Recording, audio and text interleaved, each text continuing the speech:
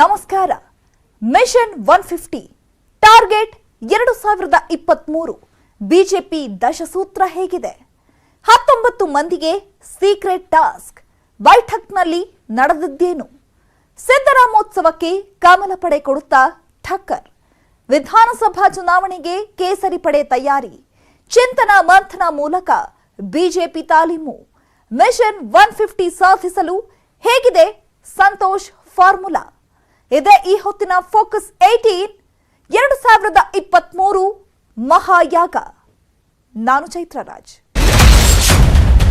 Mission 150 target 2023 BJP ದಶಸೂತ್ರ ಹೇಗಿದೆ?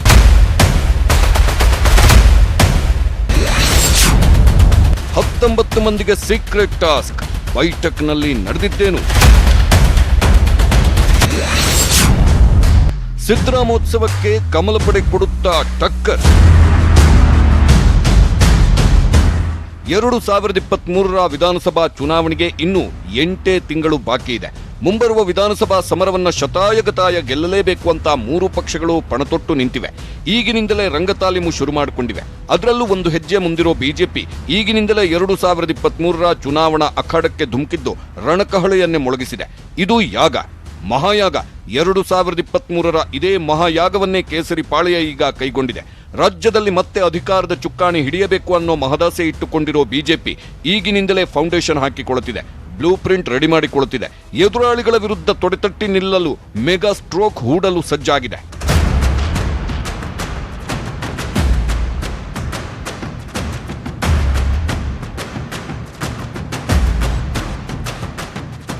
Mission 150 target 2023 ಇದೇ ಈಗ ಬಿಜೆಪಿಯ ಮೇನ್ ಅಜೆಂಡಾ.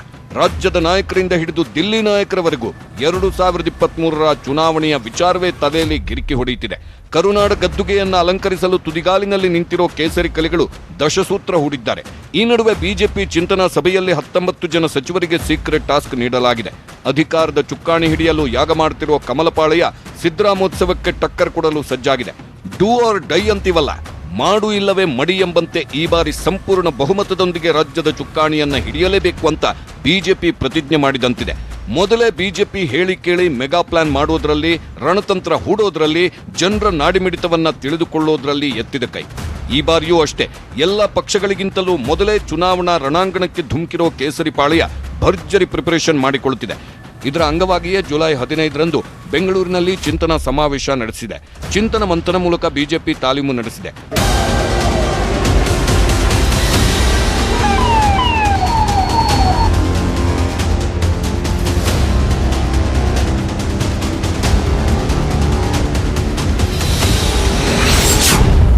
ವಿಧಾನಸಭಾ ಸಮರಕ್ಕೆ ಕೇಸರಿ ಪಾಳೆಯ ತಯಾರಿ. ಮುಂಬರುವ ವಿಧಾನಸಭಾ ಚುನಾವಣೆಗೆ ಭರ್ಜರಿ ತಯಾರಿ ಆರಂಭಿಸಿರುವ ಬಿಜೆಪಿ ಚಿಂತನ ಮಂಥನ ಹೆಸರಿನಲ್ಲಿ ರಣತಂತ್ರ ಹೆಣೆಯುತ್ತಿದೆ. ಶುಕ್ರವಾರ ಬೆಂಗಳೂರಿನ ನಂದಿಬೆಟ್ಟದ ರಸ್ತೆಯಲ್ಲಿ ಖಾಸಗಿ ರೆಸಾರ್ಟ್ನಲ್ಲಿ ಚಿಂತನ ಮಂಥನ ಸಭೆ ಹಮ್ಮಿಕೊಂಡಿತ್ತು. ಶುಕ್ರವಾರ ಹಾಗೂ ಶನಿವಾರ 2 ದಿನ ಬೆಂಗಳೂರಿನ ನಂದಿಬೆಟ್ಟದ ರಸ್ತೆಯಲ್ಲಿ ಖಾಸಗಿ ರೆಸಾರ್ಟ್ನಲ್ಲಿ ಚಿಂತನ ಮಂಥನ ಸಭೆ ಹಮ್ಮಿಕೊಂಡಿತ್ತು. ಸಿಎಂ ಬೊಮ್ಮಾಯಿ, ಮಾಜಿ ಸಿಎಂ ಬಿಎಸ್ವೈ ಸೇರಿದಂತೆ ಆರ್ಎಸ್ಎಸ್ ಮುಖಂಡರಾದ ತಿಪ್ಪೇಸ್ವಾಮಿ, ಬಿಜೆಪಿ ರಾಷ್ಟ್ರೀಯ ಸಂಘಟನಾ ಕಾರ್ಯದರ್ಶಿ ಬಿಎಲ್ ಸಂತೋಷ್, ಸರ್ಕಾರದ ಸಚಿವರು, ಕೋರ್ ಕಮಿಟಿ ಸದಸ್ಯರು, ಪಕ್ಷದ ಪದಾಧಿಕಾರಿಗಳು ಸೇರಿದಂತೆ ಸುಮಾರು 60 ಜನ ಭಾಗಿಯಾಗಿದ್ದರು.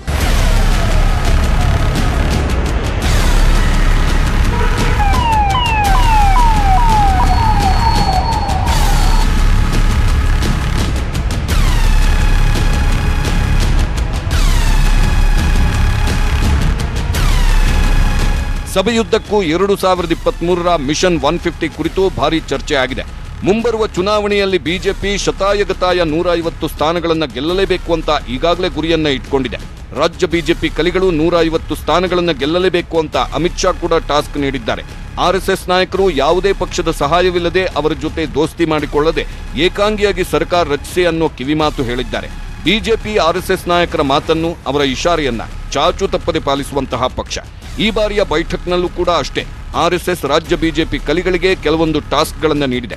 ಮಿಷನ್ 150 ಗುರಿ ಮುಟ್ಟಲು ಬಿಜೆಪಿ ರಾಷ್ಟ್ರೀಯ ಸಂಘಟನಾ ಕಾರ್ಯದರ್ಶಿ ಬಿಎಲ್ ಸಂತೋಷ್ ಕೆಲವೊಂದು ಸೂಚನೆಗಳನ್ನು ನೀಡಿದ್ದಾರೆ. ಕೆಲವೊಂದು ಸೂತ್ರಗಳನ್ನು ಸಿದ್ಧಪಡಿಸಿದ್ದಾರೆ.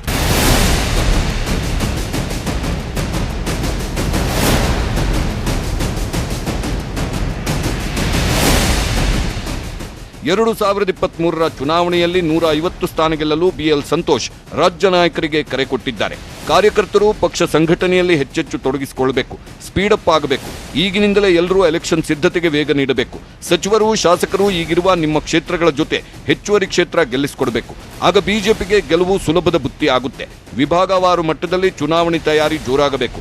ಪೂರ್ಣ ಬಹುಮತದ ಸರ್ಕಾರ ರಚನೆಗೆ ಬಿಎಲ್ ಸಂತೋಷ್ ಹೆಚ್ಚು ಒತ್ತು ಕೊಟ್ಟಿದ್ದು ಅದರ ಕಾರ್ಯವೈಖರಿಯೇ ಬೇರೆ ಅಂತ ಹೇಳಿದ್ದಾರೆ. ಇದ್ರ ಜೊತೆಗೆ ಯಾವುದೇ ಪಕ್ಷದ ಜೊತೆಗೆ ಕೈಜೋಡಿಸುವ ಅನಿವಾರ್ಯತೆ ತಂದುಕೊಳ್ಬೇಡಿ ಎಂದು ಕಿವಿಮಾತು ಹೇಳಿದ್ದಾರೆ.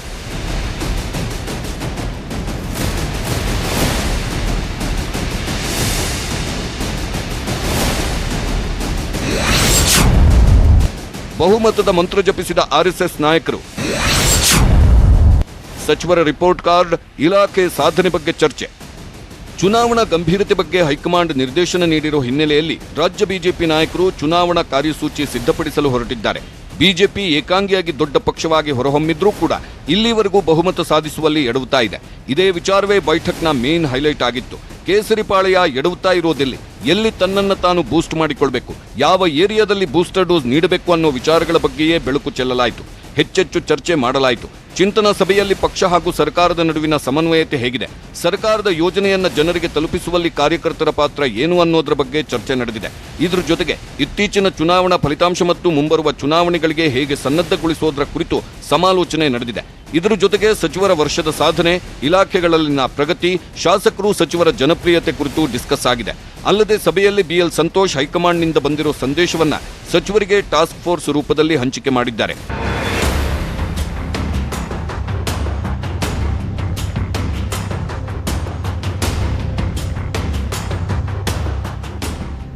ಇತ್ತೀಚೆಗೆ ರಾಜ್ಯದಲ್ಲಿ ನಡೆದಿರೋ ಬೆಳವಣಿಗೆ ಬಗ್ಗೆ ಪಕ್ಷ ಹಾಗೂ ಸರ್ಕಾರ ಇಟ್ಟಿರುವ ಹೆಜ್ಜೆ ಏನು ಅನ್ನೋದರ ಬಗ್ಗೆ ಕೂಡ ಅವಲೋಕನ ಮಾಡಲಾಗಿದೆ.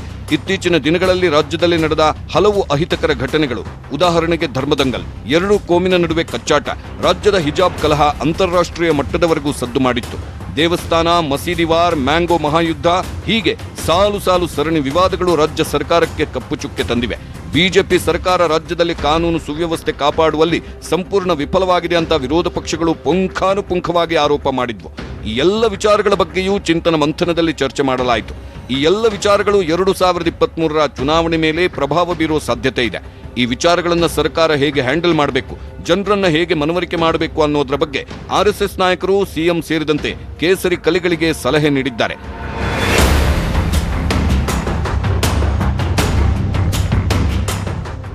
ವಿವಿಧ ವರ್ಗಗಳ ಹಾಗೂ ಸಮುದಾಯಗಳ ಬೇಡಿಕೆ ಬಗ್ಗೆ ಚರ್ಚೆ ಮಾಡಲಾಯಿತು. ಪೌರ ಕಾರ್ಮಿಕರನ್ನ ಕಾಯಂಗೊಳಿಸುವ ಬಗ್ಗೆ ಸಭೆಯಲ್ಲಿ ನಿರ್ಧಾರ ಮಾಡಲಾಗಿದೆ. ಮೀಸಲಾತಿ ಸಂಬಂಧ ಶೀಘ್ರವೇ ಒಂದು ನಿರ್ಣಯ ಮಾಡಲು ನಿರ್ಧಾರ ಕೈಗೊಳ್ಳಲಾಗುತ್ತೆ. ಬೇಡಿಕೆ ಈಡೇರಿಸದಿದ್ದರೆ ಚುನಾವಣೆ ಮೇಲೆ ಪರಿಣಾಮ ಬೀರುವ ಆತಂಕ ಎದುರಾಗಿದೆ. ಹೀಗಾಗಿ ಸಮುದಾಯಗಳ ಬೇಡಿಕೆ ಈಡೇರಿಸಲೇಬೇಕೆಂದು ಸಿಎಂಗೆ ಸೂಚನೆ ಕೊಡಲಾಗಿದೆ.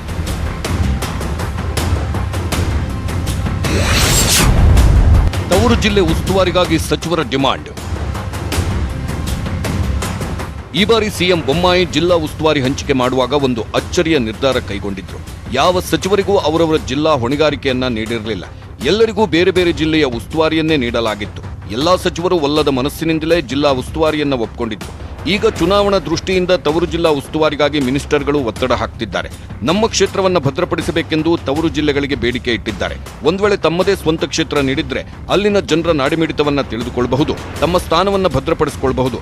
ಈಗಿನಿಂದಲೇ ಕ್ಷೇತ್ರವಾರು ಪ್ರವಾಸ ಮಾಡಬಹುದು, ಕ್ಷೇತ್ರದಲ್ಲಿ ಸಂಚರಿಸಿ ಪಕ್ಷವನ್ನ ಮತ್ತಷ್ಟು ಸಂಘಟಿಸಬಹುದು. ತಮ್ಮದೇ ಕ್ಷೇತ್ರ ಆದ್ರೆ ಇಂಚಿಂಚು ಮಾಹಿತಿ ಕೂಡ ಗೊತ್ತಿರುತ್ತೆ. ಹೀಗಾಗಿ ಗೆಲುವು ಅವರಿಗೆ ಸುಲಭದತ್ತಾಗಬಹುದು. ಆದ್ರೆ ಬೇರೆ ಕ್ಷೇತ್ರಗಳನ್ನ ಅವರಿಗೆ ನೀಡಿದ್ರೆ ಅಲ್ಲಿ ಬುಡಮಟ್ಟದಿಂದ ತಮ್ಮನ್ನ ತಾವು ಸಂಘಟಿಸಿಕೊಳ್ಬೇಕು.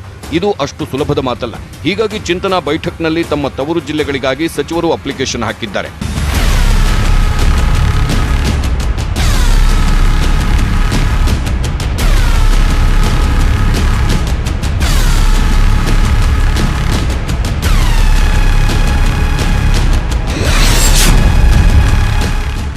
ಎರಡು 2023 ಚುನಾವಣೆಗೆ ವಿಜಯೇಂದ್ರ ಸ್ಟ್ರಾಟಜಿ ಹೇಗಿದೆ?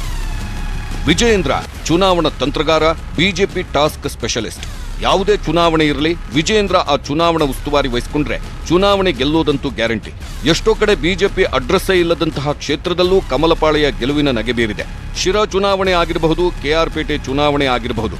ಈ ಕ್ಷೇತ್ರಗಳಲ್ಲಿ ಬಿಜೆಪಿಗೆ ಅಡ್ರೆಸ್ಸೇ ಇರಲಿಲ್ಲ. ಇಂಥ ಕ್ಷೇತ್ರಗಳ ಉಸ್ತುವಾರಿ ವಹಿಸಿಕೊಂಡಿದ್ದ ವಿಜಯೇಂದ್ರ ಬಿಜೆಪಿ ಐತಿಹಾಸಿಕ ಗೆಲುವು ಸಾಧಿಸುವಲ್ಲಿ ಪ್ರಮುಖ ಪಾತ್ರ ವಹಿಸಿದ್ದಾರೆ. ದಳಪತಿಗಳ ಕೋಟೆಯನ್ನ ಛಿದ್ರ ಮಾಡಿ ಅಲ್ಲಿ ಕಮಲವನ್ನು ಅರಳಿಸಿದ್ದಾರೆ. ಈ ಬಾರಿ 2023ರ ವಿಧಾನಸಭಾ ಚುನಾವಣೆಯಲ್ಲೂ ವಿಜಯೇಂದ್ರ ಬಹುಮುಖ್ಯ ಪಾತ್ರ ವಹಿಸಲಿದ್ದಾರೆ. ಹೈಕಮಾಂಡ್ ಕೂಡ ವಿಜಯೇಂದ್ರಗೆ ಬಹುಪರಾಕ್ ಎಂದಿದೆ.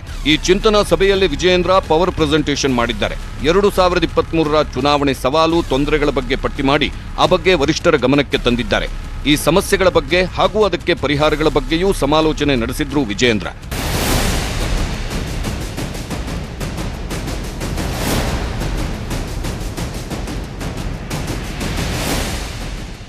ಕಾಂಗ್ರೆಸ್ ಆಂತರಿಕ ಸಮೀಕ್ಷೆಯಿಂದ ಹಿರಿಹಿರಿ ಹಿಗ್ತಿದ್ರೆ ಇತ್ತ ಬಿಜೆಪಿಗೆ ಆಂತರಿಕ ಸರ್ವೆ ಶಾಕ್ ಕೊಟ್ಟಿದೆ. ರಾಜ್ಯದಲ್ಲಿ ಬಿಜೆಪಿ ಪರವಿದ್ದ ಜನಾಭಿಪ್ರಾಯ ಕ್ರಮೇಣ ಕುಸಿತವಾಗ್ತಿದೆ. ಪಠ್ಯಪುಸ್ತಕ ,40% ಕಮಿಷನ್ ಆರೋಪದಿಂದ ಡ್ಯಾಮೇಜ್ ಆಗಿದೆ. ಒಳಮುನಿಸು ಕುರ್ಚಿ ಕಚ್ಚಾಟದಿಂದ ಅಭಿವೃದ್ಧಿ ಕುಂಠಿತವಾಗಿದೆ. ಹಿರಿಯ ನಾಯಕರ ಭಿನ್ನಮತದಿಂದ ಕಾರ್ಯಕರ್ತರಲ್ಲಿ ಬೇಸರ ಉಂಟಾಗಿದೆ. ಸಂಪುಟ ನಿಗಮ ನೇಮಕಾತಿ ಗೊಂದಲ ಉಂಟಾಗಿತ್ತು. ಇದರಿಂದ ಪಕ್ಷಕ್ಕೆ ಭಾರೀ ಹಿನ್ನಡೆಯಾಗಿದೆ. ಬಿಜೆಪಿ ಚಿಂತನಾ ಬೈಠಕ್ ಸಿಕ್ಕಾಪಟ್ಟೆ ಸೀಕ್ರೆಟ್ ಇಂದ ಕೂಡಿತ್ತು. ಬಿಜೆಪಿ ನಾಯಕರನ್ನು ಹೊರತುಪಡಿಸಿದ್ರೆ ಅಲ್ಲಿ ಯಾರಿಗೂ ಎಂಟ್ರಿ ಇರಲಿಲ್ಲ. ಆದರೆ ಸಭೆಯ ಸಂಪೂರ್ಣ ಇನ್ಸೈಡ್ ಡೀಟೇಲ್ಸ್ನ ನಾವು ನಿಮ್ಗೆ ಕೊಡ್ತೀವಿ. ಸಭೆಯಲ್ಲಿ ಕೈಗೊಂಡ ಮತ್ತಷ್ಟು ನಿರ್ಧಾರಗಳ ಬಗ್ಗೆ ನಿಮಗೆ ಹೇಳ್ತೀವಿ. ಭ್ರಷ್ಟಾಚಾರ ಆರೋಪದಿಂದ ಹೊರಗೆ ಬರುವುದು, ಭ್ರಷ್ಟಾಚಾರ ಮುಕ್ತವಾಗುವುದು, 9 ತಿಂಗಳಲ್ಲಿ ಯಾವುದೇ ವಿವಾದಕ್ಕೆ ಸಿಲುಕದಂತೆ ಬಿಜೆಪಿ ನಾಯಕರು ಹೆಜ್ಜೆ ಇಡಬೇಕು ಅನ್ನೋ ಸಲಹೆ ನೀಡಲಾಗಿದೆ. ಶಾಸಕರು ಸಚಿವರು ಸರ್ಕಾರದ ಮಧ್ಯೆ ಸಮನ್ವಯತೆ ಸೃಷ್ಟಿಯಾಗಬೇಕಿದೆ. ಕಾಂಗ್ರೆಸ್ನಲ್ಲಿ ಸಿದ್ದರಾಮಯ್ಯ ಡಿಕೆಶಿ ನಡುವೆ ಜಟಾಪಟಿ ನಡೀತಾನೆ ಇರುತ್ತೆ. ಇಬ್ಬರು ನಾಯಕರ ನಡುವಿನ ಒಳಬೇಗುದಿಯನ್ನು ಅಸ್ತ್ರವಾಗಿ ಬಳಕೆ ಮಾಡಲು ಸಭೆಯಲ್ಲಿ ಪ್ಲಾನ್ ಮಾಡಲಾಗಿದೆ.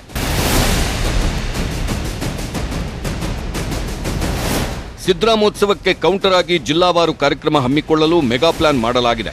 ಆಗಸ್ಟ್ ಮೊದಲ ವಾರದಿಂದ ರಾಜ್ಯ ನಾಯಕರು ರಾಜ್ಯಾದ್ಯಂತ ಪ್ರವಾಸ ಕೈಗೊಳ್ಳಲು ಸೂಚನೆ ನೀಡಲಾಗಿದೆ. ಪಕ್ಷ ವೀಕಿರುವ ಕಡೆ ರಾಷ್ಟ್ರೀಯ ನಾಯಕರನ್ನ ಕರೆಸಿ ಸಮಾವೇಶ ಮಾಡಲು ತೀರ್ಮಾನ ಕೈಗೊಳ್ಳಲಾಗಿದೆ.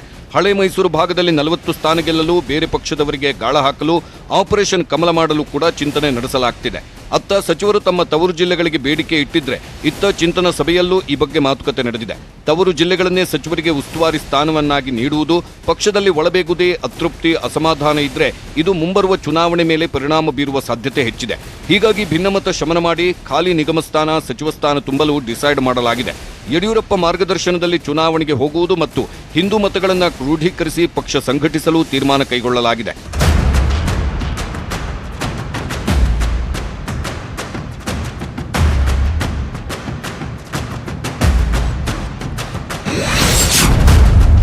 ಹಿಂದುತ್ವದ ಅಜೆಂಡಾ ಬಗ್ಗೆ ಸಭೆಯಲ್ಲಿ ಚರ್ಚೆ. ಬಿಜೆಪಿ ಸಾಮಾನ್ಯವಾಗಿ ಅಭಿವೃದ್ಧಿ ಜೊತೆಗೆ ಹಿಂದುತ್ವದ ಅಜೆಂಡಾವನ್ನೂ ಇಟ್ಕೊಂಡು ಚುನಾವಣೆಗಳನ್ನ ಎದುರಿಸ್ತಾ ಬಂದಿದೆ. ಹಿಂದುತ್ವವನ್ನೇ ಮೇನ್ ಅಜೆಂಡಾವನ್ನಾಗಿ ಇಟ್ಕೊಂಡು ಬಿಜೆಪಿ ಚುನಾವಣೆ ಗೆದ್ದ ಅದೆಷ್ಟೋ ಉದಾಹರಣೆಗಳಿವೆ. ಈ ಬಾರಿಯೂ ಹಿಂದುತ್ವದ ಅಜೆಂಡಾವನ್ನ ಇಟ್ಕೊಂಡು ಚುನಾವಣಾ ರಣಕಣಕ್ಕೆ ಧುಮುಕಬೇಕು ಅಂತ ರಾಜ್ಯ ಕೇಸರಿ ಕಲಿಗಳಿಗೆ ಆರ್ಎಸ್ಎಸ್ ನಾಯಕರು ಟಾಸ್ಕ್ ನೀಡಿದ್ದಾರೆ. ಹಿಂದುತ್ವದ ಅಜೆಂಡಾ ಮೂಲಕ ಚುನಾವಣೆ ಗೆಲ್ಲಲು ಕೇಸರಿ ಪಾಳೆಯ ತಯಾರಿ ನಡೆಸುತ್ತಿದೆ. ರಾಜ್ಯಾದ್ಯಂತ ಪ್ರವಾಸ ಮಾಡ್ತಾರ ರಾಜಾಹುಲಿ. ಬಿಎಸ್ವೈ ರಾಜ್ಯ ಬಿಜೆಪಿಯನ್ನ ಕಟ್ಟಿ ಬೆಳೆಸಿದ ಕಮಲಾಧಿಪತಿ. ಬಿಎಸ್ವೈ ಸಿಎಂ ಸ್ಥಾನದಿಂದ ಕೆಳಗಿಳಿದ ಮೇಲೆ ಅಷ್ಟೊಂದು ಆಕ್ಟಿವ್ ಆಗಿಲ್ಲ. ಪಕ್ಷದ ಪ್ರಮುಖ ಚಟುವಟಿಕೆಗಳಲ್ಲಿ ಅವರು ಅಷ್ಟು ಭಾಗಿಯಾಗ್ತಿರಲಿಲ್ಲ. ಅವರನ್ನ ಪಕ್ಷದಲ್ಲಿ ಸೈಡ್ಲೈನ್ ಮಾಡಲಾಗ್ತಿದೆ ಅನ್ನೋ ಮಾತುಗಳು ಕೂಡ ಕೇಳಿ ಬರ್ತಿವೆ. ಆದ್ರೆ ಬಿಎಸ್ವೈ ಹಿರಿತನವನ್ನ, ಅವರ ವರ್ಚಸ್ಸನ್ನ ಹೈಕಮಾಂಡ್ ಯಾವತ್ತೂ ಕಡೆಗಣಿಸಿಲ್ಲ. ಈ ಬಾರಿಯೂ ಅಷ್ಟೇ. ಬಿಜೆಪಿ ವರಿಷ್ಠರು ಬಿಎಸ್ವೈ ಮಾರ್ಗದರ್ಶನದಲ್ಲಿಯೇ ಚುನಾವಣೆ ಎದುರಿಸುವ ಮೈಂಡ್ ಸೆಟ್ನಲ್ಲಿದ್ದಾರೆ ಅನ್ನೋ ಮಾತಿದೆ. ಹೀಗಾಗಿ ಯಡಿಯೂರಪ್ಪ ಈ ಬಾರಿ ರಾಜ್ಯ ಪ್ರವಾಸ ಕೈಗೊಳ್ಳುವ ಸಾಧ್ಯತೆ ಕೂಡ ಇದೆ.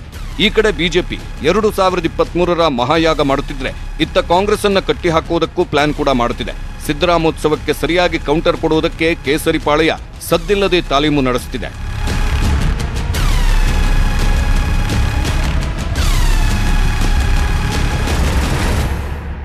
ರಾಜ್ಯ ರಾಜಕೀಯದಲ್ಲೀಗ ಸಿದ್ದರಾಮೋತ್ಸವದ್ದೇ ಭಾರಿ ಚರ್ಚೆ. ಇದೇ ಸಿದ್ದರಾಮೋತ್ಸವ ಈಗ ಬಿಜೆಪಿಗೆ ನುಂಗಲಾರದ ಬಿಸಿ ತುಪ್ಪವಾಗಿದೆ. ಸಿದ್ದರಾಮೋತ್ಸವಕ್ಕೆ ಠಕ್ಕರ್ ಕೊಡಲು ಬಿಜೆಪಿ ಹೂಡಿದ್ಯಾ ಮೆಗಾ ಸ್ಟ್ರೋಕ್? ಕಾಂಗ್ರೆಸ್ನ ಉತ್ಸವಕ್ಕೆ ಕೌಂಟರ್ ಕೊಡೋದಕ್ಕೆ ಬಿಜೆಪಿ ಬಳಿ ಇದೆಯಾ ಬ್ರಹ್ಮಾಸ್ತ್ರ? ಈ ಬಗ್ಗೆ ಹೇಳ್ತೀವಿ ಸ್ಮಾಲ್ ಬ್ರೇಕ್ನ ಬಳಿಕ.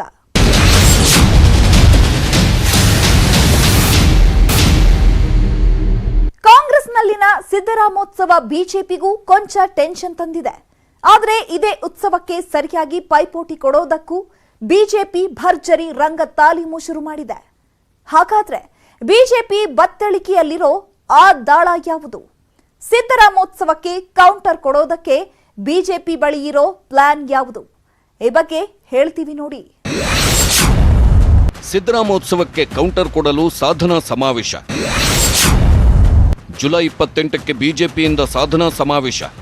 ಕಾಂಗ್ರೆಸ್ನಲ್ಲಿ ಈಗ ಕಳೆದ 1 ತಿಂಗಳಿನಿಂದ ಬರೀ ಸಿದ್ದರಾಮೋತ್ಸವದ್ದೇ ಮಾತು. ಸಿದ್ದರಾಮಯ್ಯ 75ನೇ ಜನ್ಮದಿನೋತ್ಸವದ ಅಂಗವಾಗಿ ಆಗಸ್ಟ್ 3ನೇ ತಾರೀಕು ದಾವಣಗೆರೆಯಲ್ಲಿ ಸಿದ್ದರಾಮೋತ್ಸವ ಹಮ್ಮಿಕೊಳ್ಳಲು ಕಾಂಗ್ರೆಸ್ ಪ್ಲಾನ್ ಮಾಡಿದೆ. ಇದು ಬಿಜೆಪಿ ವಲಯದಲ್ಲಿ ಸ್ವಲ್ಪ ಮಟ್ಟಿಗೆ ಟೆನ್ಷನ್ ಹುಟ್ಟುಹಾಕಿದೆ. ಹೀಗಾಗಿ ಸಿದ್ದರಾಮೋತ್ಸವಕ್ಕೆ ಟಕ್ಕರ್ ಕೊಡಲು ಇದೇ ಜುಲೈ 28ಕ್ಕೆ ದೊಡ್ಡಬಳ್ಳಾಪುರದಲ್ಲಿ ಬೃಹತ್ ಸಾಧನಾ ಸಮಾವೇಶ ಮಾಡಲು ಬಿಜೆಪಿ ಪ್ಲಾನ್ ಮಾಡಿದೆ. ಇದೇ ಜುಲೈ 28ಕ್ಕೆ ಬೊಮ್ಮಾಯಿ ಸರ್ಕಾರಕ್ಕೆ 1 ವರ್ಷ ಆಗುತ್ತೆ. ಹೀಗಾಗಿ ಜನರಿಗೆ 1 ವರ್ಷದ ಸ್ವಚ್ಛ ಆಡಳಿತ ಹಾಗೂ ಸಾಧನೆಯನ್ನ ಮನವರಿಕೆ ಮಾಡಲು ಈ ಸಾಧನಾ ಸಮಾವೇಶ ಹಮ್ಮಿಕೊಳ್ಳಲು ಕೇಸರಿಪಾಳ್ಯ ರಣತಂತ್ರ ಹೂಡಿದೆ. ಬಿಜೆಪಿಗೆ ಸಿದ್ದರಾಮೋತ್ಸವದ ತಲೆಬಿಸಿಯಾಗಿದ್ದು, ರಹಸ್ಯ ಸಭೆಯಲ್ಲಿ ಸಿದ್ದರಾಮೋತ್ಸವದ ಬಗ್ಗೆ ಚರ್ಚೆ ಮಾಡಲಾಗಿದೆ. ಕಾಂಗ್ರೆಸ್ನವರು 1 ಮಾಡಿದ್ರೆ ನಾವು 10 ಮಾಡಬೇಕು. ಸಿದ್ದರಾಮೋತ್ಸವಕ್ಕೆ ಬಿಜೆಪಿ ಕೌಂಟರ್ ಅಟ್ಯಾಕ್ ಮಾಡಬೇಕು. ಬೊಮ್ಮಾಯಿ ಸಿಎಂ ಆದ 1 ವರ್ಷದ ಸಂಭ್ರಮಾಚರಣೆಗೆ ನಿರ್ಧಾರ ಮಾಡಲಾಗಿದೆ. ವಿಧಾನಸೌಧದ ಬ್ಯಾಂಕ್ವೆಟ್ ಹಾಲ್ನಲ್ಲಿ ಅಂದು ಕಾರ್ಯಕ್ರಮ ನಡೆಯಲಿದೆ. ಅದೇ ದಿನ ಸಂಜೆ ಅಂದ್ರೆ ಜುಲೈ 28ರ ಸಂಜೆ ದೊಡ್ಡಬಳ್ಳಾಪುರದಲ್ಲಿ ಬೃಹತ್ ಕಾರ್ಯಕ್ರಮ ನಡೆಸಲು ಪ್ರಿಪರೇಷನ್ ಮಾಡಲಾಗ್ತಿದೆ. ಅಂದಾಜಿನ ಪ್ರಕಾರ ಸಿದ್ದರಾಮೋತ್ಸವಕ್ಕೆ 5 ಲಕ್ಷ ಜನ ಸೇರುವ ನಿರೀಕ್ಷೆ ಇದೆ. ಇದಕ್ಕೆ ಕೌಂಟರ್ ಕೊಡೋದಕ್ಕೆ ಬಿಜೆಪಿ ಅವರು ಸಿದ್ದರಾಮೋತ್ಸವಕ್ಕೂ ಮುನ್ನ ಬಿಜೆಪಿ ಸಾಧನಾ ಸಮಾವೇಶ ಹಮ್ಮಿಕೊಳ್ಳೋದಕ್ಕೆ ಎಲ್ಲ ರೀತಿಯ ರಣತಂತ್ರ ಹೂಡಿದೆ. ಈ ಮೂಲಕ ಮತದಾರರನ್ನ ತಮ್ಮತ್ತ ಸೆಳೆಯೋದಕ್ಕೆ ಕೇಸರಿ ಕಲಿಗಳು ಸಜ್ಜಾಗ್ತಿದ್ದಾರೆ. ರಾಜ್ಯ ಸರ್ಕಾರ ಸನ್ಮಾನ್ಯ ಬಸವರಾಜ ಬೊಮ್ಮಾಯಿ ಅವರ ನೇತೃತ್ವದಲ್ಲಿ 1 ವರ್ಷವನ್ನ ಪೂರೈಸತಕ್ಕಂಥ ಸಂದರ್ಭದಲ್ಲಿ ಒಂದು ಬೃಹತ್ ಸಮಾವೇಶವನ್ನ 28ನೇ ತಾರೀಕಿಗೆ ದೊಡ್ಡಬಳ್ಳಾಪುರದಲ್ಲಿ ಮಾಡುವುದನ್ನ ಈಗಾಗಲೇ ನಾವು ನಿಶ್ಚಯ ಮಾಡಿದ್ದೇವೆ. ಅದಕ್ಕೆ ಸಂಬಂಧಪಟ್ಟ ಹಾಗೆ ತಯಾರಿ ಮತ್ತು ಸಿದ್ಧತೆಗಳನ್ನು ಕೂಡ ಇವತ್ತಿನಿಂದ ನಮ್ಮ ಪ್ರಮುಖರು ಅದರ ಬಗ್ಗೆ ಗಮನವನ್ನು ಹರಿಸ್ತಾ ಇದ್ದಾರೆ. ಅದೇ ರೀತಿ ಪ್ರತಿ ತಿಂಗಳು 2 ಸಭೆಗಳನ್ನ, ಯಾವ ರೀತಿ ದೊಡ್ಡಬಳ್ಳಾಪುರದಲ್ಲಿ ಸುಮಾರು ಲಕ್ಷಾಂತರ ಜನ ಸೇರಿ ಸಭೆ ಆಗುತ್ತೆ, ಅದೇ ರೀತಿ ರಾಜ್ಯದ 15 ದಿವಸದಲ್ಲಿ 2 ಸಭೆಗಳನ್ನ ರಾಜ್ಯದ ಬೇರೆ ಬೇರೆ ಜಿಲ್ಲೆಗಳಲ್ಲಿ ಕೂಡ ಮಾಡುವಂತ ಯೋಜನೆಯನ್ನ ನಿನ್ನಿನ ಸಭೆಯಲ್ಲಿ ನಾವು ನಿರೂಪಿಸಿದ್ದು, ಅದಕ್ಕೆ ವಿಶೇಷವಾಗಿ ಕೇಂದ್ರದ ಅನೇಕ ನಾಯಕರು ಕೂಡ ಅದರಲ್ಲಿ ಪಾಲ್ಗೊಳ್ಳುತ್ತಾರೆ. ಸನ್ಮಾನ್ಯ ಅಮಿತ್ ಶಾ ಅವರು, ಜೆ ಪಿ ನಡ್ಡಾಜಿ ಅವರು ಆದಿಯಾಗಿದ್ದುಕೊಂಡು ಅನೇಕ ನಾಯಕರು ಕೂಡ ಈ ಕಾರ್ಯಕ್ರಮದಲ್ಲಿ ಭಾಗವಹಿಸಿ ಆ ಕಾರ್ಯಕ್ರಮಗಳಲ್ಲಿ ಅವರು ಕೂಡ ಎಲ್ಲರೂ ಭಾಗವಹಿಸಿದ್ದಾರೆ. ಹಳೆ ಮೈಸೂರು ಭಾಗದಲ್ಲಿ ಪಕ್ಷ ಸಂಘಟನೆಗೆ ಒತ್ತು. ರಾಜ್ಯ ಸರ್ಕಾರದ ಬಗ್ಗೆ ಜನರಿಗೆ ಇರುವ ಅಭಿಪ್ರಾಯ ಹಾಗೂ ಜನಾಭಿಪ್ರಾಯ ಬದಲಾವಣೆ ಮಾಡಲು ಮುಂದಿನ ದಿನಗಳಲ್ಲಿ ಕೈಗೊಳ್ಳಬೇಕಾಗಿರುವ ಕ್ರಮಗಳ ಕುರಿತಾಗಿ ಸಭೆಯಲ್ಲಿ ಚರ್ಚೆ ಆಗಿದೆ. ಚುನಾವಣೆಯ ಹಿನ್ನೆಲೆಯಲ್ಲಿ ರಾಜ್ಯದಲ್ಲಿ ಪಕ್ಷ ಸಂಘಟನೆ ಹಾಗೂ ಬಲವರ್ಧನೆ ಕೂಡ ಬಹುಮುಖ್ಯವಾಗಿದೆ. ಅದರಲ್ಲೂ ಹಳೆ ಮೈಸೂರು ಭಾಗದ ಜಿಲ್ಲೆಗಳ ಮೇಲೆ ಬಿಜೆಪಿ ಕಣ್ಣಿಟ್ಟಿದೆ. ಬಿಜೆಪಿಗೆ ಉತ್ತರ ಕರ್ನಾಟಕದಲ್ಲಿ ಭದ್ರ ಬುನಾದಿ ಇದೆ. ಅಲ್ಲಿ ಅವರ ವೋಟ್ ಬ್ಯಾಂಕ್ ಸ್ಟ್ರಾಂಗ್ ಆಗಿದೆ. ಆದರೆ ಅವರಿಗೆ ಪ್ರತಿ ಬಾರಿ ಕೈ ಕೊಡ್ತಾ ಇರೋದೇ ಹಳೆ ಮೈಸೂರು ಭಾಗ. ಈ ಭಾಗದಲ್ಲಿ ಬಿಜೆಪಿಗೆ ಹೇಳಿಕೊಳ್ಳುವಂತಹ ವೋಟ್ ಬ್ಯಾಂಕ್ ಏನಿಲ್ಲ. ಹೀಗಾಗಿ ಈ ಬಾರಿ ಹಳೆ ಮೈಸೂರು ಭಾಗದ ಮೇಲೆ ಬಿಜೆಪಿ ಫೋಕಸ್ ಮಾಡಿದೆ. ಅಲ್ಲಿ ಪಕ್ಷವನ್ನ ವಿಸ್ತರಣೆ ಮಾಡುವುದು ಹಾಗೂ ಮತದಾರರ ಗಮನ ಸೆಳೆಯುವ ನಿಟ್ಟಿನಲ್ಲಿ ಕೈಗೊಳ್ಳಬೇಕಾಗಿರುವ ಕ್ರಮಗಳು ಹಾಗೂ ತಂತ್ರಗಾರಿಕೆ ಬಗ್ಗೆ ಸಭೆಯಲ್ಲಿ ವಿಸ್ತೃತ ಚರ್ಚೆ ಆಗಿದೆ. ಈ ಬಗ್ಗೆ ಮಾತನಾಡಿರುವ ಮಹೇಶ್ ತೆಂಗಿನಕಾಯಿ, ಹಳೆ ಮೈಸೂರು, ಕಲ್ಯಾಣ ಕರ್ನಾಟಕದಲ್ಲಿ 6 ವಲಯಗಳನ್ನಾಗಿ ಮಾಡಿ ಅನೇಕ ವಿಷಯಗಳ ಬಗ್ಗೆ ಚರ್ಚೆ ಮಾಡಿದ್ದೇವೆ. ಅಲ್ಲಿರುವ ಕಾಂಗ್ರೆಸ್, ಜೆಡಿಎಸ್ನ ಮುಖಂಡರನ್ನ ಪಕ್ಷಕ್ಕೆ ಸೇರ್ಪಡೆ ಕೂಡ ಮಾಡಿಕೊಳ್ತೀವಿ ಅಂತ ಹೇಳಿದ್ದಾರೆ.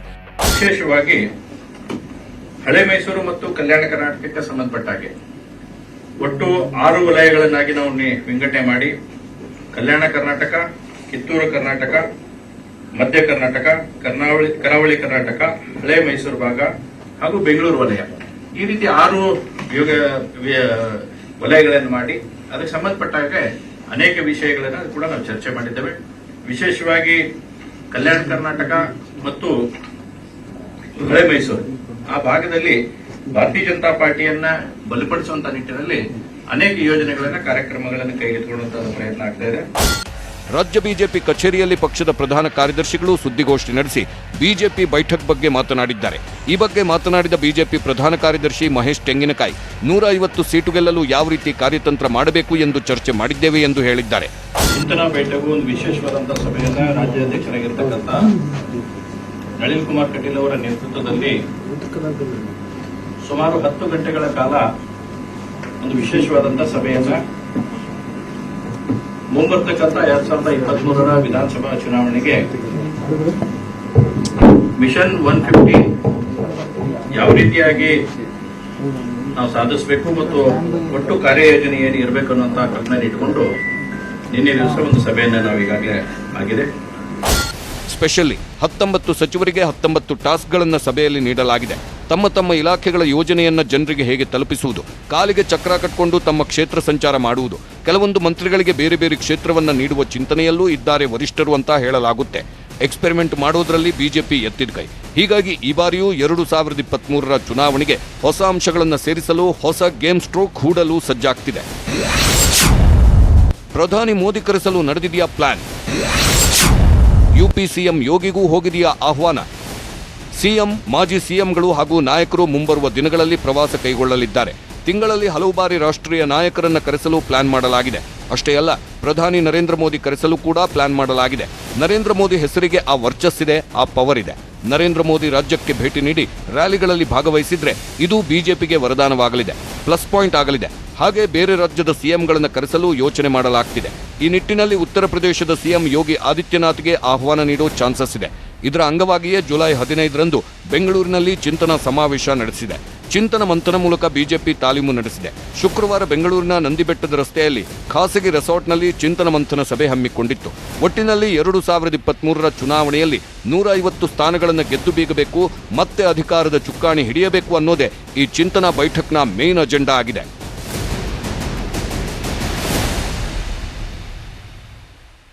ಇದಾಗಿತ್ತು ಈ ಹೊತ್ತಿನ ಫೋಕಸ್ 18. ನೋಡ್ತಾ ಇರಿ ನ್ಯೂಸ್ 18 ಕನ್ನಡ. ಜಾಲ ನಮ್ಮದು, ಬಲ ನಿಮ್ಮದು.